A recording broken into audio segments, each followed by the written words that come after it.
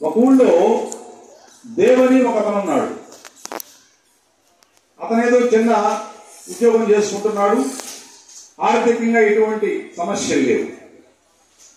వాళ్ళ అమ్మ ఒక 30 నోములు నోచుకుందన్నమాట ఇంట్లో. ఆ నోములు నోచుకొని ఎంత సేవాభావంతో పవిత్రంగా ఆ నోములు నోచుకొని ప్రసాదాలు పెట్టుకుంటూ వారం వారం నోచుకుంది. 30 వారాలు గడిచిపోయింది. తర్వాత ఆఖరి వారం ఏదైనా ఒక 200-300 మంది బ్రాహ్మణులు పిలుచుకొని భోజనాలు పెడదామని చెప్పి నిర్ణయించుకున్నారు. అయితే వాళ్ళ అబ్బాయి దేవేం చేశాడు, ఇంతమందిని పిలుస్తున్నాం కదా, మరి బాబాను కూడా పిలిస్తే బాగుంటుంది అని చెప్పని వాళ్ళ ఫ్రెండ్ ఉంటే షిరిడీలో అతను లెటర్ రాశాడు. మా ఇంట్లో ఇలా నోములు నోచుకున్నాం, అయిపోవస్తుంది, చివరి వారం బాబా తప్పకుండా రావాలి, ఈ విషయం బాబాకు చెప్పని అతను లెటర్ రాశాడు.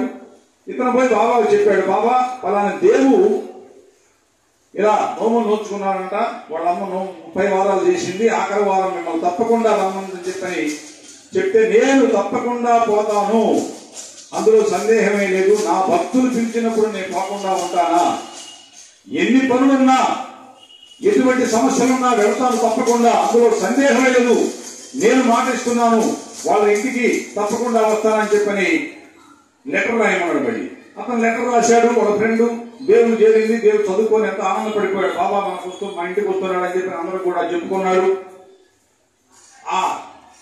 అయితే మధ్యలో ఒక విషయం జరిగిందంటే, బెంగాల్ నుంచి ఒక సన్యాసి ఆ ఊరు రైల్వే స్టేషన్ లో దిగాడు. ఆ ఊరికి వచ్చి ఆ స్టేషన్ మాస్టర్ దగ్గరికి వెళ్ళి, ఏమండి మేము బెంగాల్ నుంచి వస్తున్నాము, గో సంరక్షణ శాల కట్టించడానికి మేము కొంత చందాలు వసూలు చేస్తున్నామండి, ఈ చందాలు మాకు ఈ ఊళ్ళో కాస్త మీరు ఇప్పిస్తే బాగుంటుందంటే, నేను కాదండి వేరే అతను ఉన్నాడు ఈ విషయాల కోసం అన్ని కూడా చూసుకుంటాడు అతని దగ్గరికి వెళ్ళనని చెప్పి అతను సలహా ఇచ్చాడు స్టేషన్ మాస్టర్.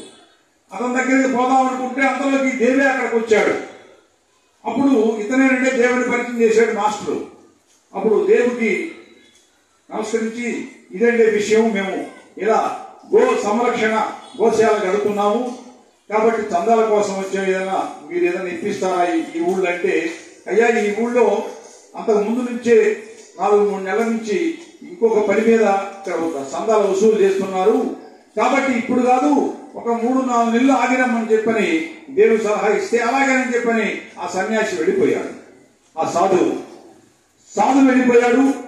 తర్వాత మరి వీళ్ళ ఇంట్లో ఆఖరి నోము నోచుకోవడానికి ఆఖరి వారం వచ్చేసింది. అందరిని కూడా పిలుచుకున్నారు. అప్పుడు మళ్ళీ ఈ సాధువు వాళ్ళ ఇంటికి వచ్చాడు. వచ్చి దేవుడు పలకరిస్తే, ఏమయ్యా నేనేం చెప్పాను నీకు, 4-5 నెలల తర్వాత రమ్మన్నాను, మళ్ళీ ఇంతలోకి వచ్చావేంటి అని చెప్పంటే, నేను అయ్యా చందాల కోసం రాలేదు, ఇవాళ మీ ఇంట్లో నోము కదా ఆఖరి వారము, అందుకని భోజనం చేసిపోదామని వచ్చాను మీ ఇంట్లో, నాతో పాటు ఇంకా 2 ఉన్నారు అని చెప్తే అతను ఎంతో ఆనందపడిపోయాడు దేవుడు.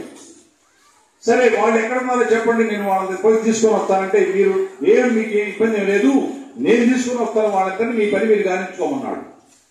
ఇక ఆ నోము ఆఖరి వారం నోము అయిపోయింది. బ్రహ్మాండంగా ఎంతో మంది భక్తులు వచ్చారు. వాళ్ళు పిలుచుకున్నటువంటి వాళ్ళందరూ కూడా వచ్చారు, భోజనం చేసిపోయారు.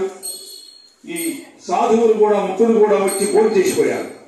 తర్వాత అంతా కార్యక్రమం అయిపోయిన తర్వాత సాయంత్రం చూస్తే ఇక్కడ బాబా రాలేదు.